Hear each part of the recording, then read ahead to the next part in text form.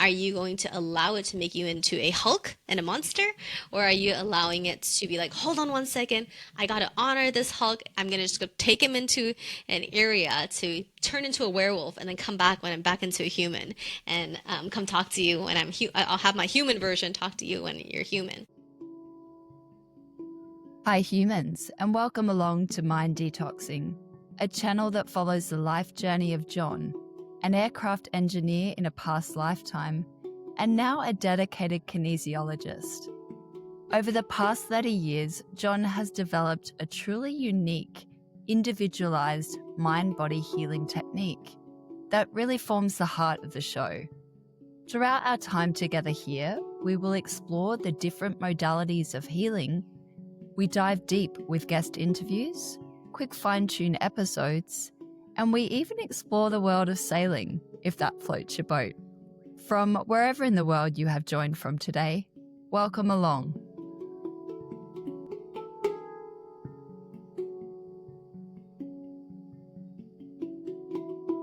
Hi humans, welcome along to another Mind Detoxing. And this episode we've got a very special guest, and she's based in Singapore. Welcome along to Hani. Hi Hani. Wow, now Honey's a very amazing person. She's an intimacy facilitator. And besides many other talents, she practices, wow, how many different modalities do you practice? At any given time, probably five or more. However, I have worked with and studied more than 30. That's pretty amazing, because a lot of people get pretty bent on only one modality, and that's the be-all to end-all, but it might suit that particular person. But geez, very, very important to have such an incredible range of modalities you can slip into, and which gets back to there's more than just one way of healing. If we think this is the only way and we beat the drum on this is the best, well, you're missing the point. You've got to find out what resonates with other people. So, Hadi, tell us a little bit about the work you do. For sure. So I am a transformational coach first, which is basically the idea of transforming something and ushering in the greatest um, version of you that is true to who you really are. The newest version that is the most connected to your confidence, your authenticity. And whether that is from a perspective of life itself, inclusive of how you spend your time to work on the projects and the creations that you do, or in the sense of how you show up in your relationships, love, or even your sexuality. And so transformational work has always been the most incredible journey that I take people through. Like it's an experiential experience. And then through healing and transcending or deepening and walking through blockages, limiting beliefs and thought processes, we unveil a version that is unlimited in a sense of perspective and then also in the sense of action. Wow. It's a beautiful little saying. You keep going down the same old road, you'll end up where you've always been. So if you want something you've never had, you've got to do something you've never done. So for people to step out of their usual selves into something different, it can be a bit scary. Sometimes a lot of people don't want to delve that deep into their makeup, their psyche, their past, and they stay stuck very much in the present. So a lot of your work and my work is about moving through this stuff, moving through these blockages in the past, basically to become your true divine self. So with your retreats and workshops that you would do, what are the main, well, there's probably very many, but what's the main thing that will help people transform into the new person? The main thing is to have awareness that how you show up in the face of what you desire, whether that is a deeper love or a deeper passion for what you do in life, is is how you relate to what you desire is, sorry, how do I put it, is more important than the thing itself. So so if you are if your infinite being, infinite body, and infinite pleasure is aligned, and how you show up to it in a way that is unlimited, that is sovereign, that is in a way um, in alignment to your truth, you will be larger than your problems, and you will be larger than that. Yeah, we just had a little thunderstorm coming in here. I don't know if you heard that.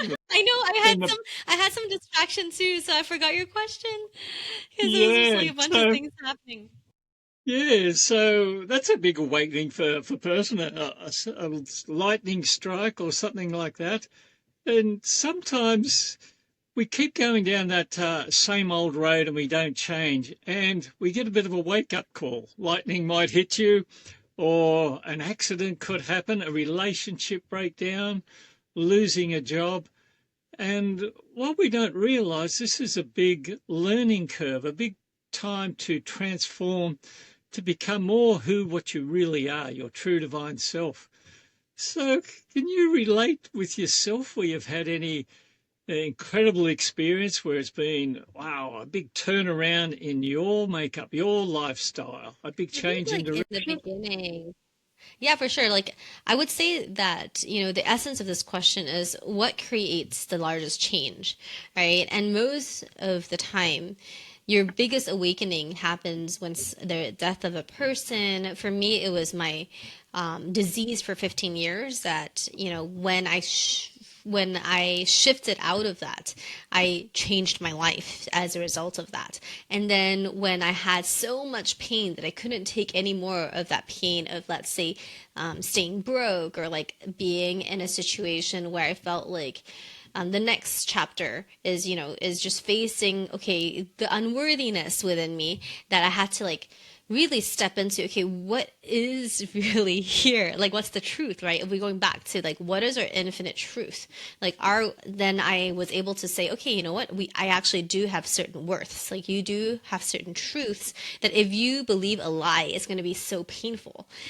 and, and then that's another shift. So, what I really want to have our listeners understand is like the first few big issues or big challenges in our life is going to be pretty loud if we don't listen to them. However, as you get used to hearing the whispers of our soul, some may call it, then these smaller shifts start happening, and these start becoming monumental opportunities for shifts into becoming something different. And that's actually the place that I find really fun. So, just kind of quick recap. In the beginning, big items will be the instigators of change: divorce, death, breakups, something very unexpected, health issues, accidents that happen will have you have a wake up call. However, if you are able to hear the whispers of these wake up calls that make up that big crescendo lightning storm, then you're able to incrementally shift. And that actually is a much more gradual and comfortable, the most comfortable way of shifting in a uncomfortable world, which is change. So, so that's how I would put it. And that is found in triggers. The easiest way to find them. There's many ways to find them, but anytime you feel uncomfortable and you feel like something triggered you, you get into a reactive mode. You're not in a version of yourself that is peaceful or is confident or feels ease in life. It doesn't have to be a negative or positive experience. It's simply like, do you feel on your own path? Do you feel aligned? Do you feel like things are flowing? When they're not flowing, that's an area that you can look at. Okay, how can I make this flow more? Is it that I'm extremely angry at a thing that has violated my values and my boundaries, and do I need to step up for them?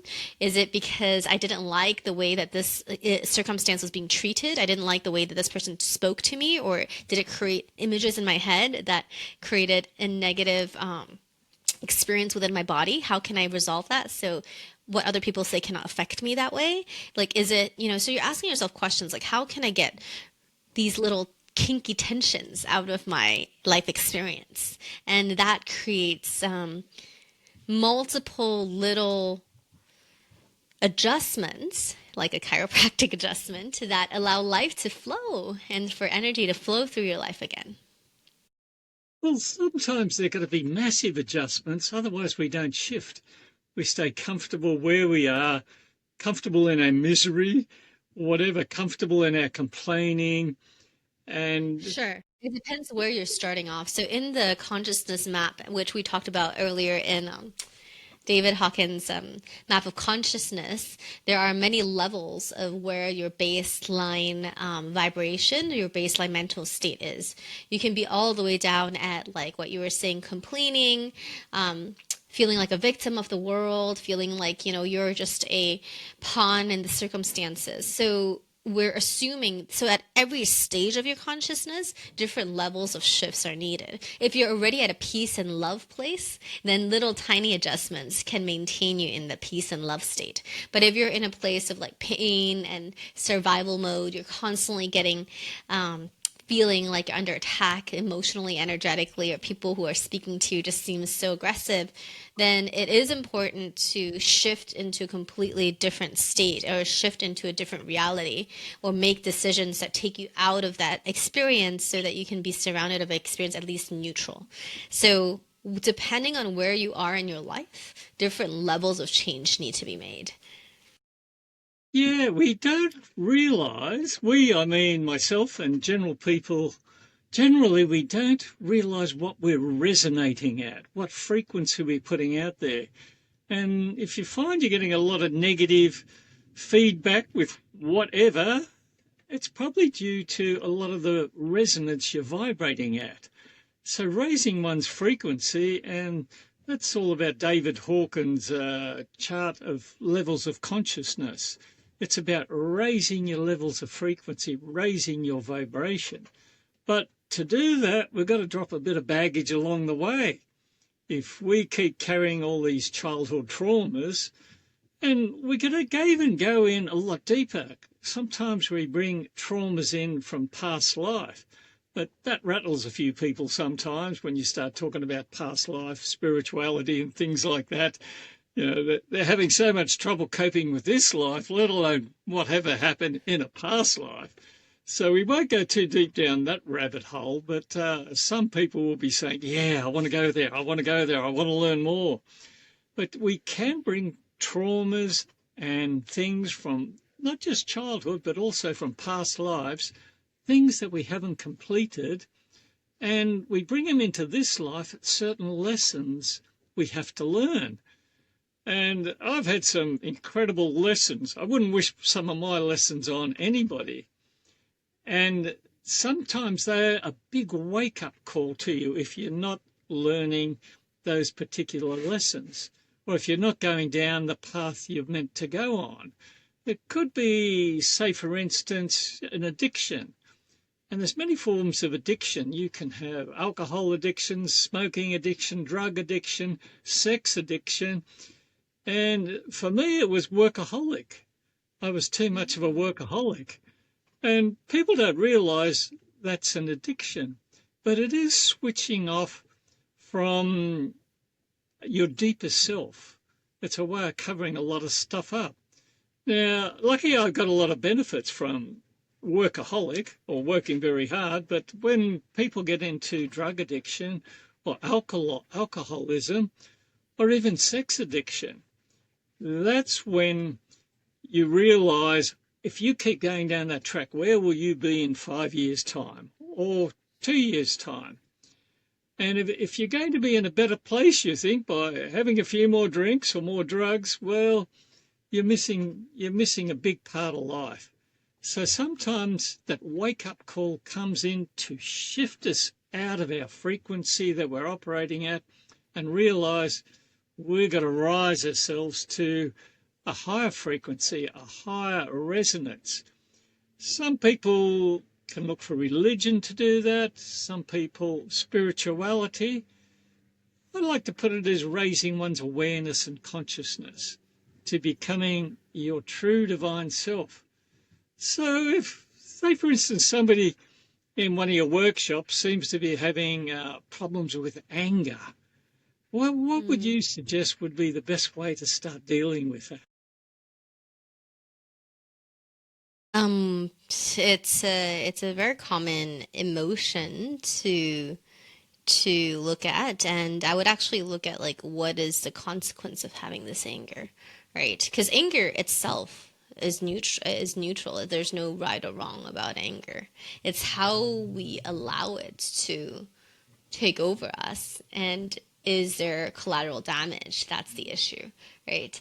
It's not about the anger itself. Anger is a reflection of boundaries being broken, and you're trying to as a 2-year old, you don't have any language and any communication skills. So instead of saying, "Hey," non-violently, there's a non-violent communication structure that I talk in my that we teach that is taught everywhere, and then we also reinforce it in our module 3 of Sensual Liberation program, where you basically have a framework of speaking about what is the underlying need, underlying feeling, and underlying request that you have of the other person in a calm manner.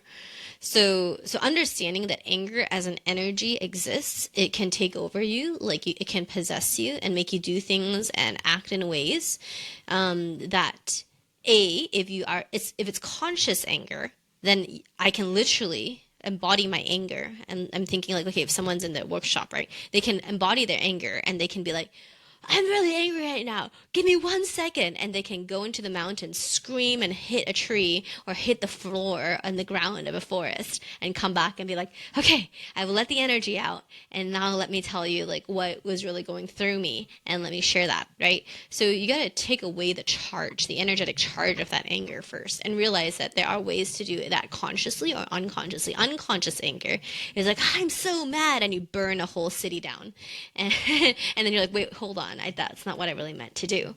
And that's unconscious anger, right? You allow the demons or you allow the energy of the anger to control you. You're not in control anymore. So number one, we have to remember that we have choice and that we can choose how we want to be in a situation where in parenting they call it big emotion right now. So when a big emotion overcomes you, what are you going to do with this emotion? Are you going to allow it to make you into a Hulk and a monster, or are you allowing it to be like, "Hold on 1 second, I got to honor this Hulk. I'm going to just go take him into an area to turn into a werewolf and then come back when I'm back into a human and come talk to you when I'll have my human version talk to you when you're human." So number one is awareness that you are getting taken over if you're in this place where you're unconsciously going into that state anytime your stress levels are beyond your capacity to handle that, right? And understanding that, okay, I have a meter. Once the meter hits like a 7 or an 8 or a 9, and automatically it's kind of like, I'm laughing because I use this meter in arousal in our Central Liberation program. I teach sexuality as well and how to prolong sensuality and pleasure before the road of no return, ejaculation. So anger is something similar. When it hits to a certain point, it might burst out and you just can't handle that, right? You're not able to retrieve it. However, I feel like it's actually not as intense as that, but if someone has an anger management, perhaps it is. And so number one, realize that you have choice. You can have conscious anger, unconscious anger. If now on you want to do more conscious anger, you don't have to be 100% perfect. You can just start today. Secondly, when you are angry, decide, am I going to show this anger here in this moment, in this group environment with like my loved ones or with the participants, or am I going to go somewhere else? You can announce it as well. You can be like, "I'm very angry. I'm about to explode. Give me a moment," and then go somewhere where it's safe to explode, where you're not going to patronize another person, have it be condescending, have it like completely tear someone apart, right? Because then at the end of it, if that's your loved one, you have to pick up all the pieces and all the consequences that could last years if you traumatize someone because of your trauma, right? And so that's another thing. And then thirdly, it's to look at the root of your anger. What created such a big outburst, and are you able to are you able to find the root cause? Like, are you just going to get mad every single? Sometimes it's a value system mismatch. Something has mismatched your values. Sometimes it brings up a thing that is distorted. You're really angry about this thing, but does it really deserve this level of energy and attention in order to get your point across? Are there more effective ways that doesn't create so much damage? But sometimes anger can also be a wake up call for the other person, right? You can Because explode, and but it's not the most effective way, right? Because it's not a very kind and compassionate way of communicating. It's quite a violent way of communicating, and that's your choice as well. If you decide, you know what, I am going to own it, and I'm just an angry person, and I will not do anything to manage my anger. I will just live through life being an unpredictable, volatile, like I'll allow my volatility to be a part of me, then it's also a choice to accept and own the consequences of all the destruction that it creates everywhere. Because some people love chaos. yeah, chaos. Wow, yeah, that takes you out. Because some Um, people, like, if you grow up in a chaotic environment, your anger creates more chaos, and that's your comfort level. And then, like what John and I were talking about earlier, if you decide that you actually want a peaceful life, but you're used to chaos for 50 years of your life, it's very difficult to make a change because it's uncomfortable. Some people are, it's too quiet, it's too boring. A lot of people who go through addiction, they get so sober. I think I was watching Amy Winehouse's documentary the other day, and she said, and at one period of time where she was sober, she was just like, she was performing really well, but she says life was so boring. and, and it's a, I can imagine that that is um, that is sometimes that can be the first impression of what a peaceful life can be. And then when you start finding the magic and the beauty of what can happen when you're co-creating with flow and creation, and when you're co-creating with intuition, and when you're co-creating with intimacy and honesty and genuinity and care and love, and you really fill your life with that, it's more interesting, in my opinion, than anything ever that you can experience when life starts working in a well-oiled machine way without being taken over by other sadness, anger, um, regret, guilt, grief, yeah, these large I emotions. actually like the idea if somebody all of a sudden starts triggering you, pressing your buttons, count to three, and then act instead of react. Quite often the other person's just trying to get a response from you, get a reaction from you. And if you feed that reaction, try to justify it, get back into it, or whatever, you're not getting anywhere. You're just playing the game. And sometimes you can just say, interesting to their comments, the reaction. Now, that's not being for it, not being against it. And it's giving you time to realize, do I want to get into this fight? Do I want to get away from it or whatever? So, yeah, interesting is a good little word to say. You can also say, really, but that seems to be triggering a little bit more possibly in the other person with that. And one has to look at, well, how did I create these circumstances? How did I step into this? It could have been something that you actually did if you cut somebody off in traffic, made that person angry. Well, there's a lesson for you to learn in that. So maybe that person's anger is a big wake-up call for you. But generally, anger is, wow, how would you say it? Well, I kept going for a while and I realized it was one person's way of winning an argument, winning to rise above it, because they didn't get the love and attention what they need in childhood. So getting angry got them the love and attention and the focus was on there. That's the way they learnt in childhood to get their needs met, to survive in that situation. But it can be, if you keep carrying that on in life, very detrimental to yourself. And that's where they're rising above it. That's the journey. Now, you also do muscle testing, kinesiology. So how do you find I that for do. finding problems? Yeah, like my main form of just kind of like going. Yeah, so my main form of checking into intuition is a set. So I used to do muscle testing, which is gives me a yes or a no for things for your body and your system. At the moment, my main form of intuition check is heavy or light.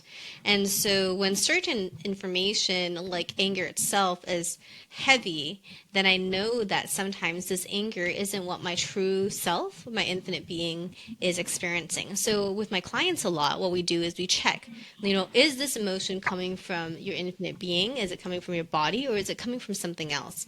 And if it's something else, it could be childhood trauma, it could be a reaction that is not really the representation of you. And so it's easy for us to use that and then to realize like, oh wow, like I actually someone cut me off in traffic, and that was a automatic response that created frustration because of inconvenience, unsafety, disrespect, right? Like it could bring up a lot of different things, and you can then be like, okay, this person was just careless, and then maybe even carelessness is a trigger. so so you can use that heavier lightness or that muscle testing yes or no, which was the O shape of your finger and pulling that through, or you can even stick your hand out going up and down to see what is truly bothering you. The goal that we're having again is alignment, is peace, is sort of that alignment with ourselves, being able to feel our true selves and not be swayed by other people's energies, right? Because you're allowing another person to change your state. If you're angry, you're allowing their behavior to control your your state of mind. And in essence, that's not very predictable or very like it doesn't allow for us to stay in the state that we desire, which could be neutral, could be willingness, could be acceptance, could be love, could be reason, could be joy, could be peace. The one thing that I didn't want to mention about what you said earlier about when someone's really angry at you and you just say interesting or cool, especially if like your spouse or your loved one is screaming or extremely exploding, if you want to add oil to the fire, you can get into your dynamic. We call it the drama triangle, right? You can get into the, oh, I'm a victim now, you're the persecutor, and then and then the rescuer. We need to like go through that drama. Or what we were sharing earlier is you could say interesting is one option. You could be like, just kind of like detach. And then the other option as well is take deep breath, right? Like counting to three, take a super deep breath and just remember the topic of the conversation. Don't let the energy explosion throw you off from the topic. And then go back to the topic and just either just say, do you need a moment? Or like, and then come back with like a topic and honor, like, in a way to continue the conversation if there is room for it to get to the next step of the conversation. Or you might find that this Yeah, conversation because is no longer quite needed. a lot of these things There's no. come up in relationships, where one person explodes, and usually it's the ego wanting to win. I'll do anything to win this argument. I don't care if I'm right or wrong. Yeah. I just want to win. And if being loud, being aggressive, if that'll win the argument, well, then the ego is just getting more buttered up or just built up. The ego wants to be right, wants to be number one, and it's devastated when it loses. So if we step into that and want to play that game, good luck. And it Yeah. usually doesn't work that well. But you mentioned before intuition. Now, intuition's a beautiful thing, But a lot of people don't realise they've got intuition. Either was drummed out of them at a very early age. Intuition's a magic thing. It's like having your own personal AI, and you can get the answers or you get the warnings straight out in front of you. And using your intuition in certain situations, and it could be, for example, you go to a party, you go in the door and, whoa, I don't feel good here, and if you choose to stay, good luck. But if you decide to leave, that might be a good little warning. I came across this one person and she hitchhiked all the way around Australia. She was female, young, and I said, wow, didn't you think that was dangerous? And she said, some days I just knew not to go. I just knew not to go out there. And she did it very successfully, and that was trusting her guidance, her intuition. So this guidance can come in many forms. It could be little voices in our head, a feeling inside, oh, that just doesn't feel right. And if we can start learning to trust our intuition a lot more, wow, it's going to save us a lot of heartache and headaches with that. How would you go about developing your intuition? I love that because that's really going into the depth of my work, which is really looking at how to sieve. So intuition is almost like, when you're mining for diamonds, looking for diamonds in a desert. You have to know where it is, and you have to sieve the sand to find that one little glistening diamond, right? And so there's so much noise, which is representing the desert in our energetic field. Every single frequency is in our field, and we are a receiver. We can receive everything. So a lot of people also mistaken noise as intuition. And they're like, well, my intuition, my gut feeling told me to do this. But I'm like, did it really tell you to do that? Or is it you were saying earlier, like gremlins, Your right? Your ego telling gremlins you what to do. disguise. Yeah, is it your ego or your gremlins disguise as intuition? Because your ego can speak in your intuition voice. It can speak in your head. It can act the way that you think your intuition. There's like it's a wolf dressed in sheepskin, right? There's many different ways that there can be disguise. So the way that I do it with my clients is we do a lot of clearing. We clear out any kind of points of view. Like if you have a point of view, that's going to cloud your intuition. If you have a bias, if you have a preconceived notion, that all overshadows intuition. And the benefit, if you feel like there's a benefit in a decision, then that benefit, the greed and the desire for that benefit can overshadow the intuition.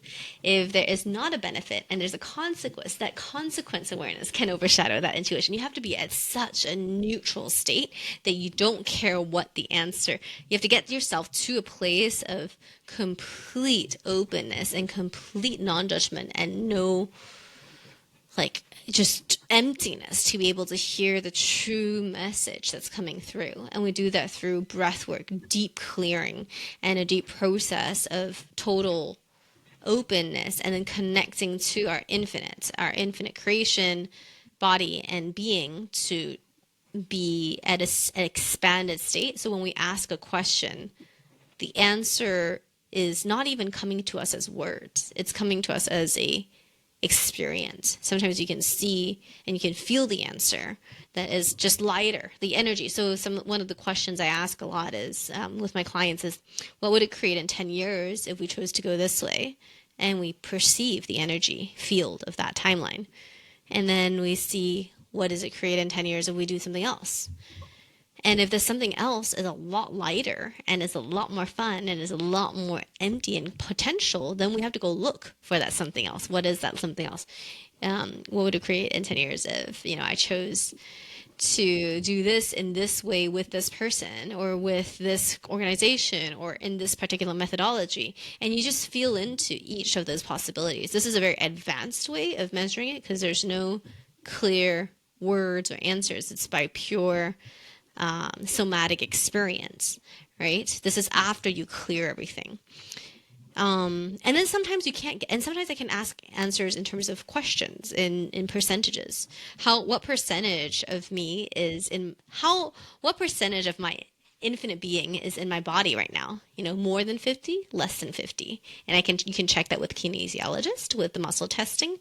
Okay, it's around 40. Okay, so then what else do I need to clear in order for all of my intuition to be here? Right? And so you go through the two, 300 thousands of blocks to be able to clear it and then just see, okay, is it now at 100 or at a 90 something? And then you go. Sometimes you wake up and you're at a very low level of connection. That's why people do their morning practices, to be able to reconnect, clear the field, and be able to have access and then ask the right questions. So clearing, connecting, and picking the right questions to ask is how I teach how to engage with intuition development.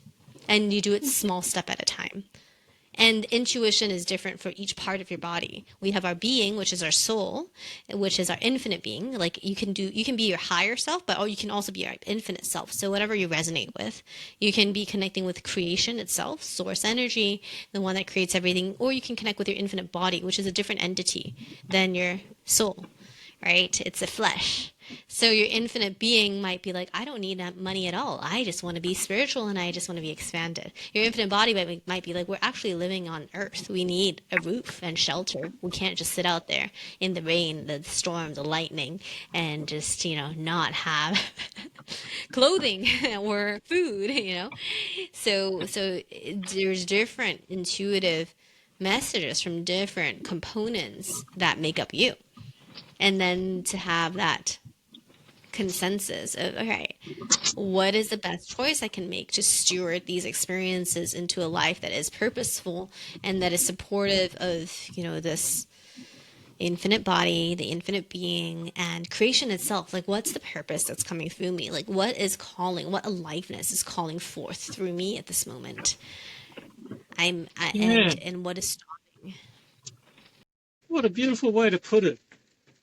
Because we go down that logical Western way. You've got to be logical, practical, analytical, and that takes you completely away from your intuition. And also, your intent of the questioning you ask is very important. What's the intent? Yeah. Well, I think we're going to have to wrap it up here. We've got a bit of a storm coming here. We're on the water we're actually on the water in Malaysia at present.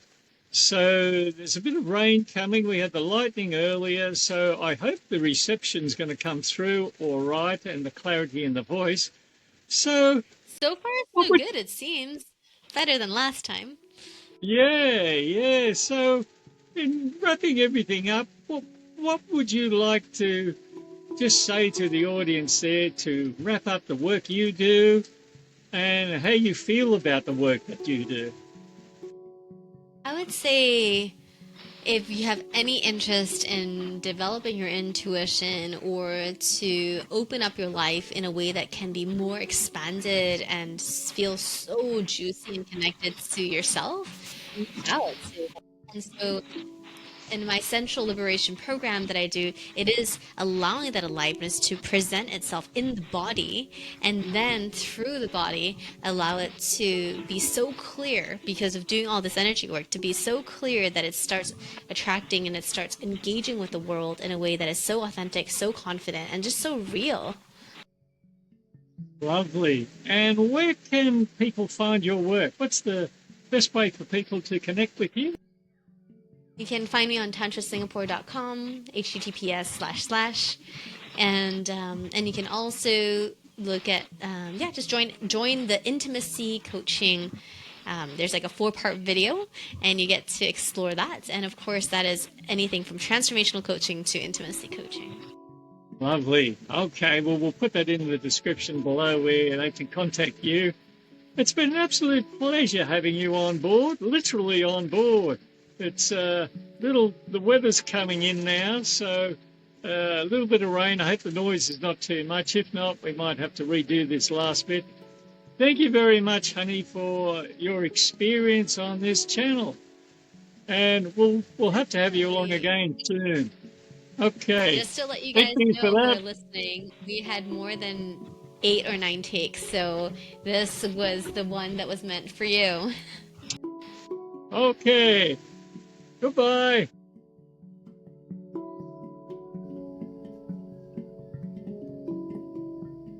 Thank you, humans. You have been listening to Mind Detoxing, hosted by John of the Millennium, produced and co-hosted by Jessie Clayton, and special notes of love and gratitude to the beautiful talents of Jeffrey for the musical intro and outro of this podcast. Tune back in soon.